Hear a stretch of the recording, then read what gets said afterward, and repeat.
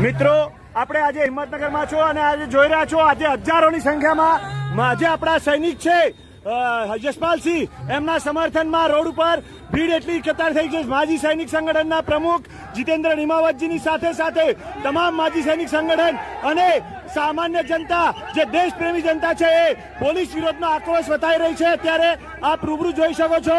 અત્યારે આપણે આ જોઈ રહ્યા છીએ કે આ રેલીનો આરંભ અહીંયાથી થઈ રહ્યો છે। અમારા એક જવાનનો આપણે વાત કરીશું। હા, તો હરેશભાઈ આપનું શું કહેવું છે? આ રેલી કેમ કાઢવામાં આવીને શું છે ટૂંકમાં કહેશો? આ રેલી એક ચાલુ સર્વિસ ઓન ડ્યુટી સર્વિસનો જે જવાન છે આપણો એક સ્વાભિમાનની લડાઈ છે। આ જે તંત્રએ કર્યું છે એ બિલકુલ ખોટું છે, તેની ઉપર કોઈ કાર્યવાહી થવી ન જોઈએ। આ પોલીસ તંત્ર બિલકુલ કોઈના કંટ્રોલમાં નથી અને હર્ષ સંઘવી સાહેબને કહેવા માંગુ છું કે જો તમારામાં કંટ્રોલમાં ન હોય તો આપ શું કહેવાય રાજીનામું આપી દો અને ગોળી મારવી હોય તો સીધી અહીંયા મારો કે અહીંયા મારો।